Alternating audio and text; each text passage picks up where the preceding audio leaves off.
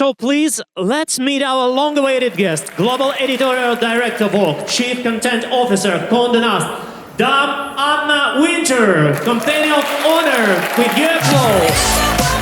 And I would love to give the floor to venture capitalist, president and founder of We Convention and We Council, Mila Semeshkina, for moderating this session. Mila, Anna, the floor is yours. Ladies, stand up. We need huge applauses. Thank you. Thank you so much. So, dear Anna, thank you so much for coming to Dubai. It's such an honor to have you here. Well, thank you for having me. I'm thrilled to be here. I love Dubai. So, let's start our conversation. We have only 40 minutes and we have a lot to discuss. So, you've been called the most powerful women in fashion and perhaps the most mysterious too. Tell us, when did you first realize you had the qualities of a leader, and how did it shape your early ages? Well, I don't think that there is ever a one-size-fits-all for leadership. I was very lucky to grow up in a house that was full of creative people. My father was a very well-known editor in Fleet Street in the UK, so I grew up with writers and politicians, artists, and it seemed I was always convinced that working in journalism was something that I wanted to do. And I think the most important thing as you develop your career is to learn as you go along, and always to listen and be aware of how other people are leading. I think it's more important to be a solution-orientated leader than someone that is around damage control. I also think it's incredibly important to communicate clearly and make your opinions well known. But I also feel that by far the most important thing, and it's a rule that I always have, is when you hire people or you ask people to join your team, I say to myself, if they are going to walk into my office, am I going to be pleased to see them or not? And if you're not going to be pleased to see them, don't give them the job. I love this idea. Love this idea. So you chose journalism at a time when the field was largely dominated by men. So what drew you to this, and what were those first steps like for you? Well, I think you're absolutely right. When I was growing up in London at that time, journalism was completely dominated by men. Women only worked in cooking or interior decorating or, female-orientated positions. But because I saw how exciting it was to really work in a newsroom, as my father did, that in those days there used to be so many editions of a newspaper. You'd start with the racing edition and you end with the late news edition. Things were always changing. I even remember being on holiday as a kid. I think we were in Venice. And my dad got a call and Marilyn Monroe had just died and we all had to pack our bags and go home. In those days, there was no internet or cellular phone, so we just had to get on a plane and go back so he could cover the news, or because he said otherwise they would mess it up. So I think I learned from him that it was so important always to be personally involved and personally make the decisions and be there. I think an absent leader is not a leader. I think for me the most difficult time in my career was during COVID, when people weren't coming to the office and you had to exist solely on Zoom. As useful as Zoom is, it doesn't develop creativity. So being in the room with the people that you're working for as much as possible is so important. One of the meetings that I enjoy the most was when we all go to Paris during the collections, and the 10 owned and operated Vogues, we have 28, but 10 are owned and operated.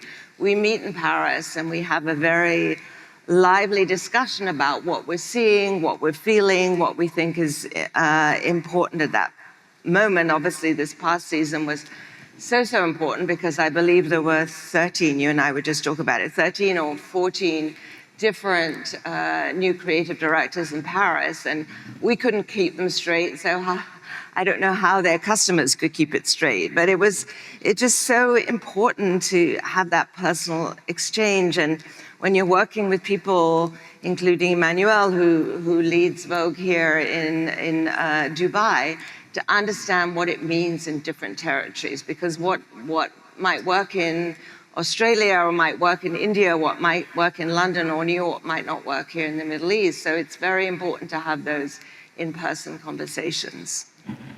Thank you. Looking back, what has been the most challenging in your career? And what was the moment that truly tested you? Well, I think as a leader, you always have to recognize when things are very difficult. And obviously living in New York, 9/11 was a very challenging time for everybody. And then coming out of COVID. So in both incidences, those were moments when I thought, well, how can we be helpful? I mean, this is a very, very small thing, but 9/11 happened on the very first day of New York Fashion Week. And as a result, every single young designer in New York lost deposits, they lost revenue, they were floundering, we were all floundering. We didn't know what to do and how we could be helpful. So I decided that we would support all the young designers in New York. It also gave something for our teams to do at a moment where they were really lost and bewildered and traumatized. And we put on a fashion show in New York for all the young designers, which turned into the CFDA Vogue Fashion Fund, which now exists around the world. It's been in existence for over 20 years, and out of the fashion fund, incredibly young, then young, now maybe older, designers have emerged, like Jack and Lazaro, who are now the creative directors at Loewe, or Tom Brown, who has a very successful business of his own, supported by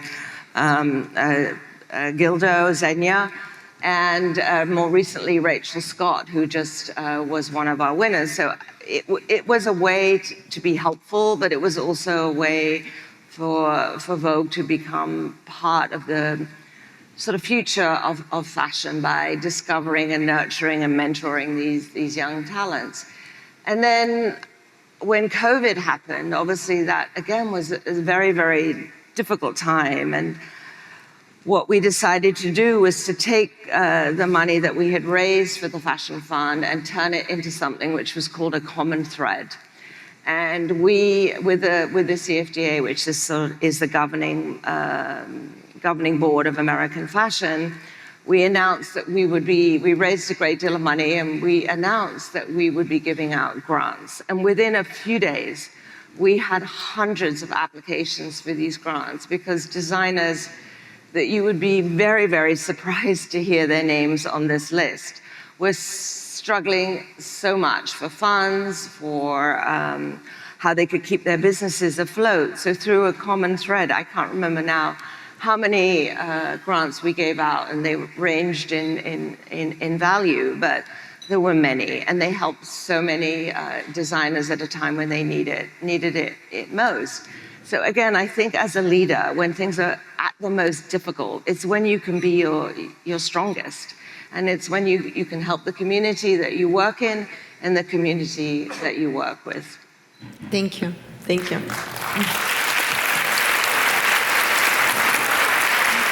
You are known for blending creativity with discipline and artistry with business. How do you build and sustain teams that embody this balance?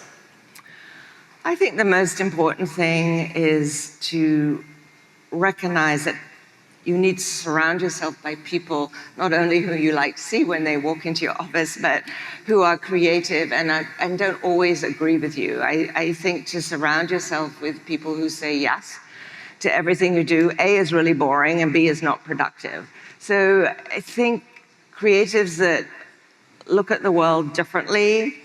I am not a creative person. I'm like a producer. I know what I'm good at and what I'm not good at. And I can't draw, I can't make things, I'm terrible with my hands, but I can recognize talent and I can recognize good ideas. So I think to maintain that discipline that you were talking about, it's about relying on the very best and surrounding yourself always with the very best, which I always try to the best of my ability to do. And I'm so lucky to work with these teams around the world, whether it's in France or Spain or wherever it may be, and learn from them. And it's always, I think, so important to listen and to hear what's going on in different territories, to understand what works in here in Dubai may not work in New York and vice versa. And also working with the global network the way that we do today, it gives you the ability to put a spotlight on talent from around the world. Before we globalized, we were very local, and I think much too narrow in our thinking. And right before COVID, we globalized as a company. And it's made, I think, the work that we do so much more interesting, so much more varied, but it's opened up our network to work with people that I've learned so much from every single day. Thank you. You've discovered and championed designers like John Galliano, Alexander McQueen, and Tom Ford. Sarah Burton, yeah. This is my actually most favorite designer lady. So this is Givenchy, and this is her creation, by the way. So thank you for Sarah. What tells you that a creative talent has the potential to change fashion itself? I think the great designers have a very strong point of view, that they are not concerned about what other designers may be doing. They're not looking to the left or to the right. They're very convinced by who they are and what they stand for. I was recently very honored to be asked to speak at La Scala in memory of Giorgio Armani. And when I was thinking back about his incredible body of work, and there was an extraordinary exhibition the same night of his work in one of the museums in Milan. And when you looked at his work, starting when he began in the 70s and right up until the present day, the thread was so strong. You understood whether he was designing for men or for women exactly what he believed in and what he thought and what his ideal was. And he also recognized, I think before so many other designers, the importance of the celebrity. He understood the importance of working with the great film directors of the time. He opened up his world, so he wasn't existing just in a silo of fashion. And I think when you think of the great designers like Giorgio, who work in fashion today, certainly somebody like Miuccia Prada, they are very influenced by so many different artistic endeavors, whether, say, in Miuccia's case, she loves art, she loves literature, and you see that in her work. She loves architecture. Or the late, great Karl Lagerfeld, who knew everything about everybody and everything and was extraordinary. So I feel that designers that are very open, but are also very true to their own spirit, are truly always the greatest. Thank you.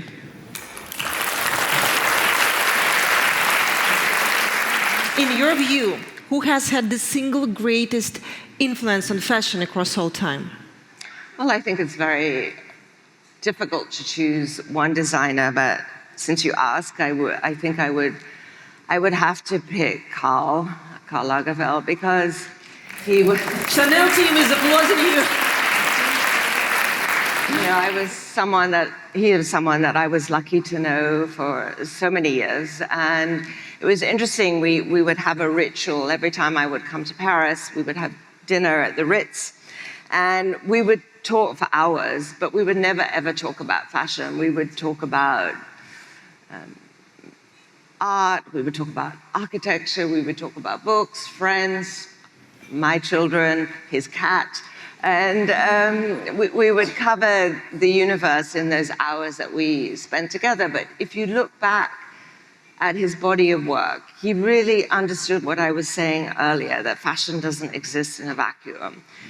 And he understood clearly before anyone how the fashion show could reach millions and millions of people. If you think how our fashion shows started, and they were for the elite, for the rich, for a very small body of people. And then gradually, as our world changed, the fashion show changed too. And Karl understood it had to become, for what he believed in, like a show, whether it was Chanel, the supermarket, or Chanel with the rocket taking off, or Chanel on the beach, remembering his childhood. It was just like stepping into this incredible visual world that told you so much about what he believed and what the clothes were saying. He was a master at storytelling, and he made it all fun, as well as great clothes and great design. He understood the power of communication.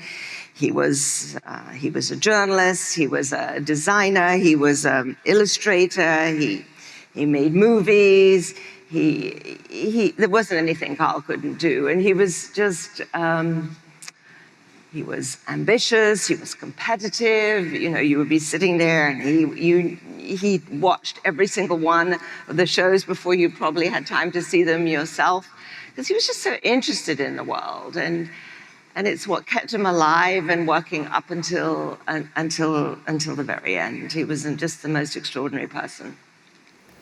Thank you so much. I love the love with which you describe in Karl, so it's very warm. Thank you. So you worked with hundreds of designers, photographers, artists. What distinguishes a truly great creative leader from someone who's simply a skilled manager?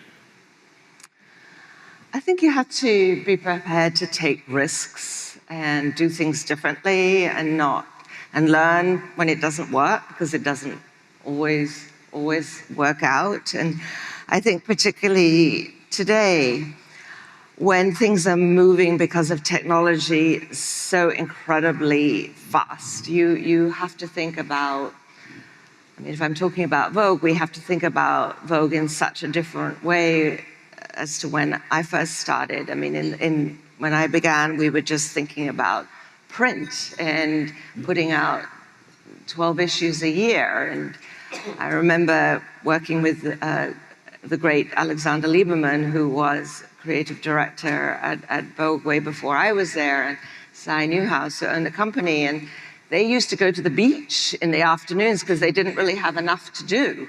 And that doesn't seem so likely today, when we're, putting things out on our social media all the time. We're thinking about what a digital cover can look like, what a video can look like, what events can look like, what philanthropy can look like, what e-commerce can look like. Vogue is now this big logo in the middle of all these spikes of creativity, and how AI is affecting what we do, how being a true global network, what does that mean in different parts of the world? So there is no time really to go to the beach, to be honest. It's just a very exciting, interesting time. And I think it's people that are nimble, don't mind making mistakes, who own those mistakes and learn from those mistakes. Those are the ones that are going to succeed in today's world. Thank you. As global editorial director of Vogue, you oversee all 28 editions, 10 owned and operated, each with its own cultural context and audience. How do you approach leading such a diverse global network while still maintaining the unified voice and vision of Vogue?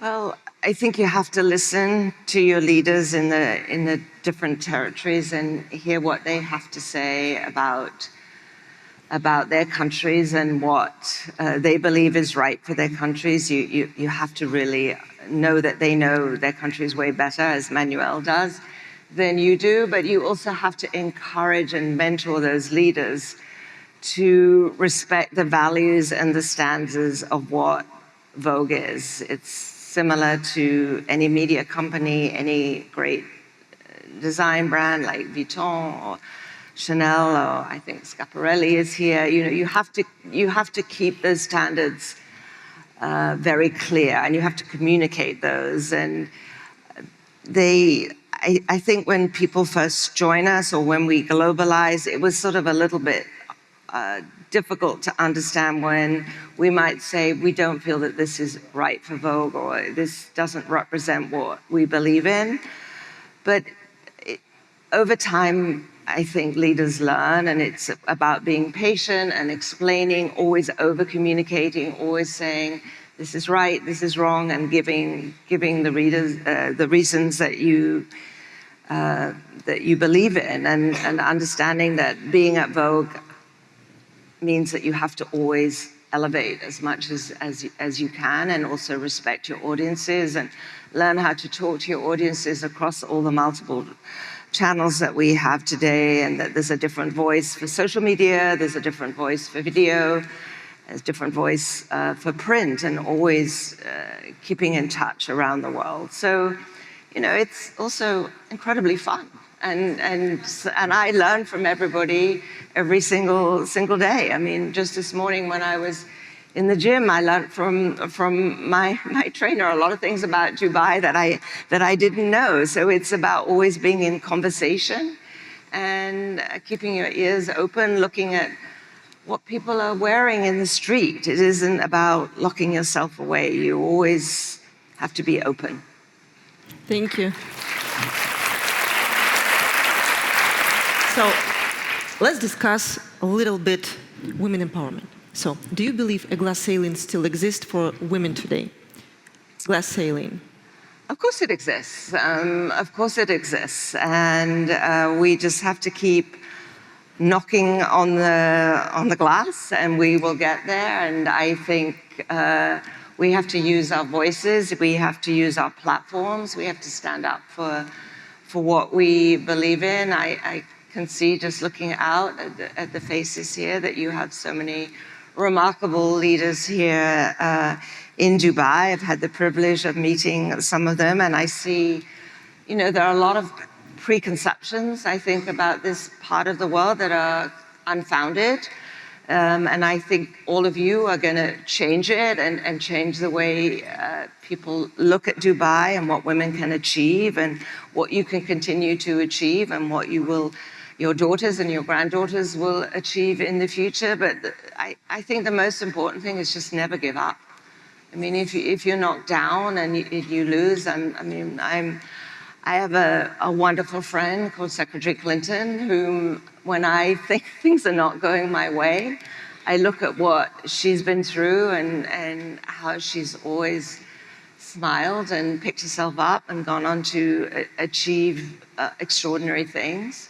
So the best is still ahead of us, always, but also take the time to congratulate yourself on what you've already achieved and be proud of that. Thank you.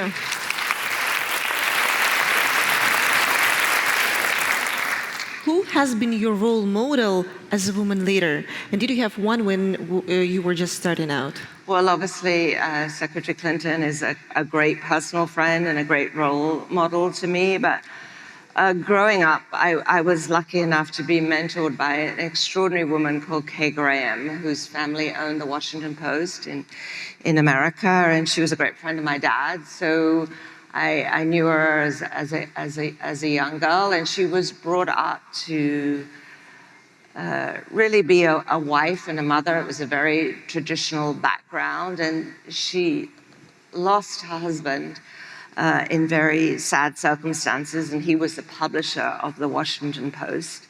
And she then she replaced him. And I think she took that on with such courage and such brilliance and such skill that if I look at her trajectory over the many years that she lived, in a way she represented to me, I think, how women were put in a box as a traditional wife, mother, and stay-at-home doing all the traditional things at home.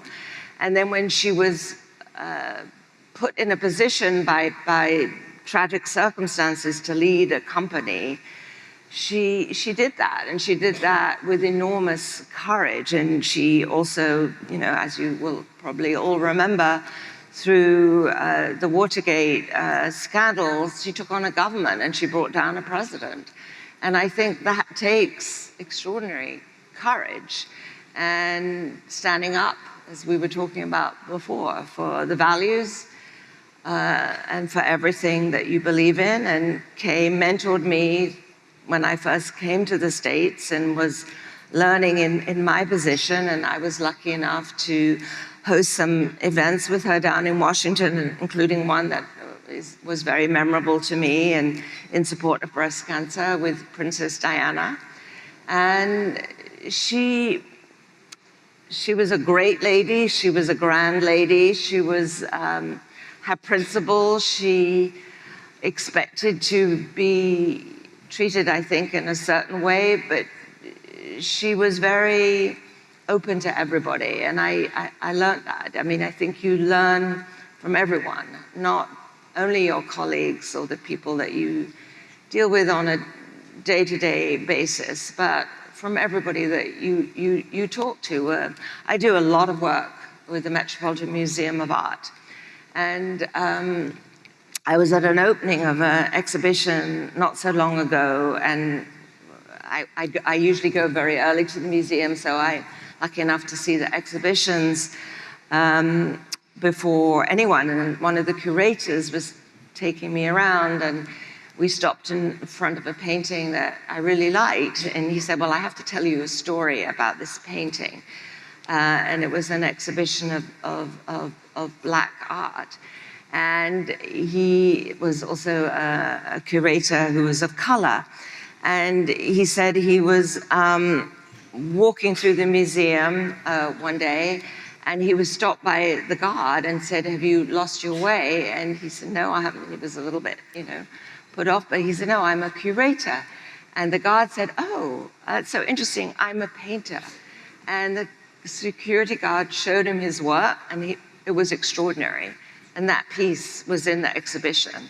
So it shows you always need to talk to everybody. You never know where that path may lead you.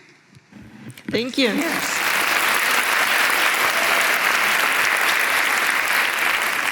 Vogue World. Vogue World has become one of the biggest fashion events in the world. What inspired the concept, and where do you see it going in the future? Well, thank you.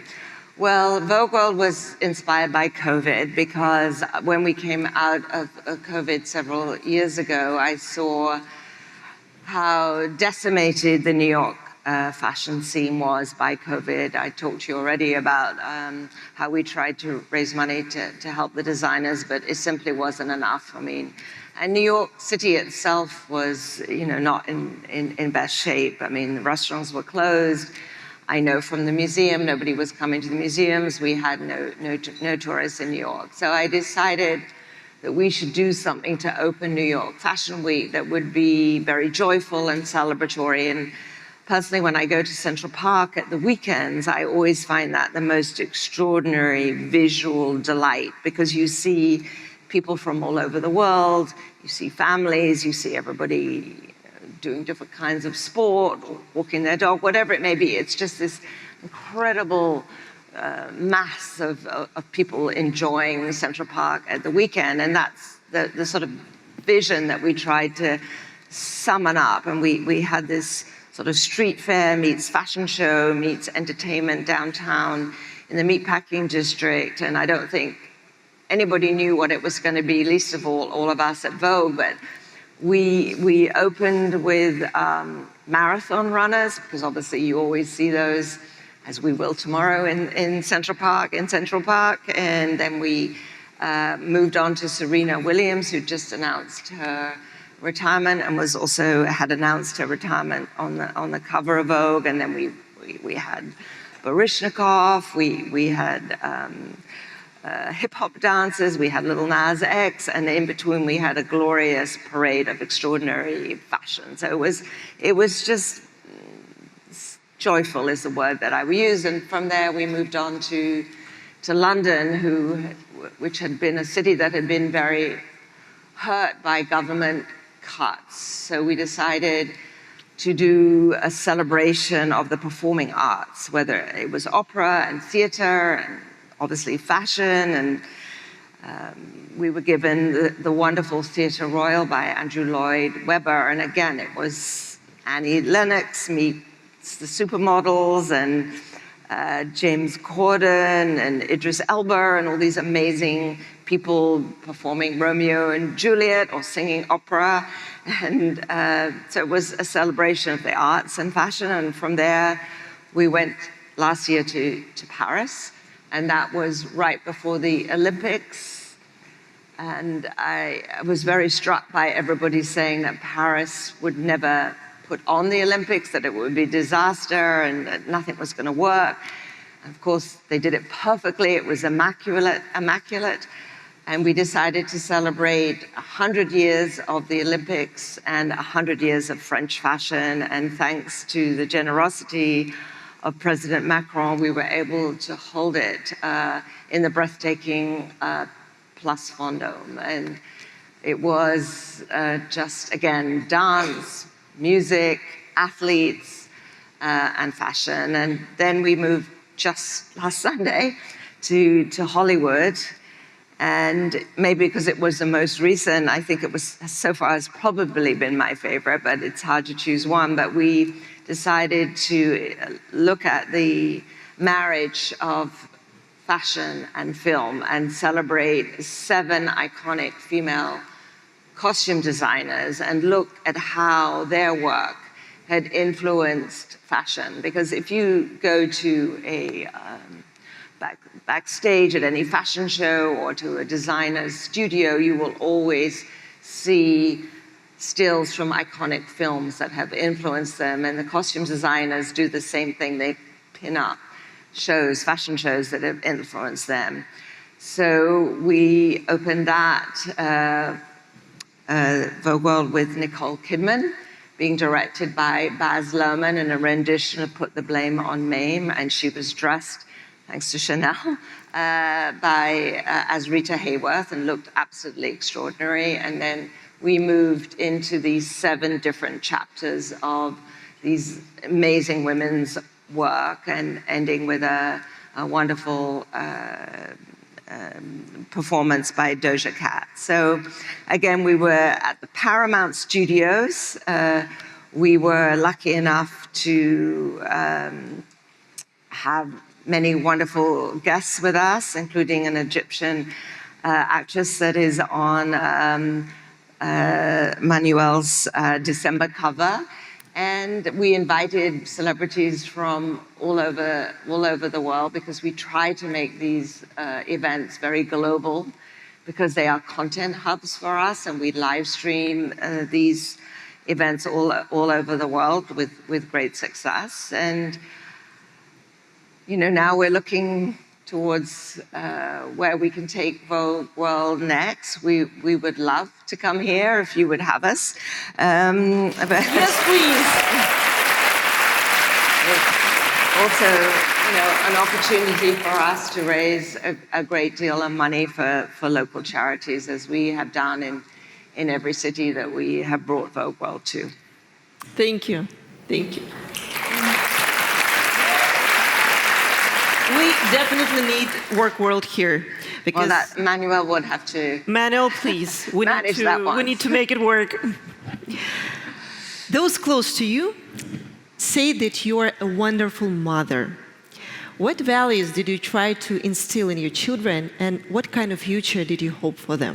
Well, they don't need any of my help in their future. My son is an amazing doctor. He specializes in helping young people who suffer from severe mental health. It was an area that his dad was a leading expert in, so he helps children who suffer from schizophrenia or depression, or in worst case, thoughts of suicide. He works at Cornell.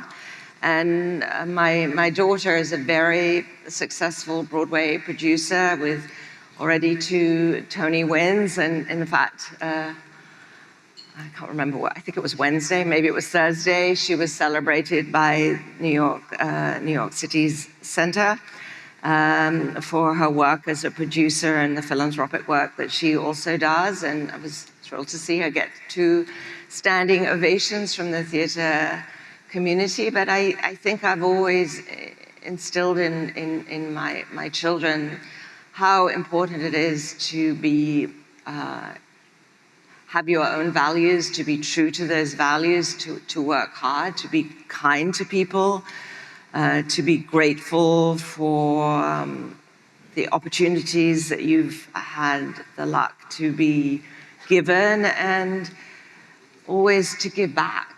I think that's the most important thing, to use your platform to give back to others. You know, I feel exceptionally lucky in the position that I'm in, that I do have the opportunity to give back to the causes that I care about. You know, I joined my husband and now my son in support of children that suffer from depression and anxiety and suicidal tendencies. And I joined my daughter in supporting the theater, and of course I do a great deal of work with the Metropolitan Museum through the work that we do in the Costume Institute and in support of young designers. But to those of you in the room, I mean, I'm talking personally, obviously, here. To me, that's what gives me the greatest joy and the greatest satisfaction. The greatest reward is to use what I am lucky enough to have been to have achieved and to have been given, is to support others. I think that's really is my mantra always. Thank you. You've said, and I love that, the more you do, the more you can do. What personal systems or practices make you so effective? Well, get up early. I don't know. You start your day early. I don't know. No one day is the same, and I think start your day early. Don't work too hard. I think it's really important to have a balance. I don't believe in all-nighters. I believe in going home at a reasonable time. I encourage my teams to do the same thing, and just to love what you do. I mean, in the end, how lucky are we to be able to work in positions that give us so much joy and so much pleasure, and to work with people that inspire you and give you ideas every single day. Thank you. Ladies, Anna was so straight in time, so disciplined, so professional, minute to minute. I've never seen anything like this. So it's amazing. So I adore it, and it's really so important to be extremely professional and to value and respect the time of others. So thank you so much. Thank you so much for having me. Yeah. Too early. One more question. One more question? One more question. I thought it was done. Sorry. Very important one for Dubai, for Manuel. So now that we're in Dubai, how do you view its fashion landscape? Are there designers or voices here that the world need to listen to and pay closer attention to? Well, through Manuel and the other leaders that we have here in Condé Nast, obviously they've taught me a lot about the creativity that you have here, but also when I was here last, Manuel was so kind as to introduce me to many of your women leaders, and I was so impressed by their clarity of thought and their belief in wanting to change how people look at Dubai, and how I think that this is really a creative hub for younger generations. But also when I talk to leaders in Europe and elsewhere, they will again and again and again tell me that Dubai is such a center for creativity and for business and for enterprise, and how focused they are on supporting this territory, as we all are. Thank you. So, It's time to the big thanks. Thank you. It was incredible. Thank you.